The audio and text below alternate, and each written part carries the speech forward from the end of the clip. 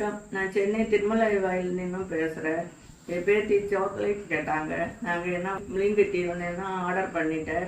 Chocolate வந்த உடனே எங்கள் பேத்தி ஓப்பன் பண்ணி அதில் 4 சாக்லேட் எடுத்து சாப்பிட்டாங்க. அதுக்கப்புறம் பார்த்தா ஒரு அரை மணி நேரத்துக்கு அப்புறம் அது வாமிட் வந்துடுச்சு. இங்கே போய் நாங்கள் அதை பேக்கெட் எடுத்து பார்த்தா எக்ஸ்பிரி டேட்டு முடிஞ்சு போயிட்டு ரொம்ப நாள் ஆயிடுச்சு.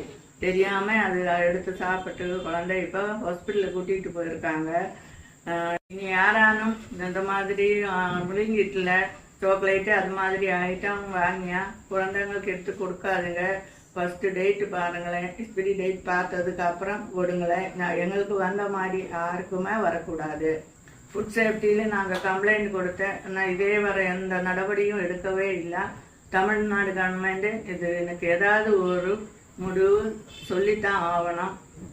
தயவு செஞ்சு இது தமிழ்நாடு கவர்மெண்ட் இது பார்த்துட்டு ஏதாவது ஒரு நடவடிக்கை எடுங்களேன்.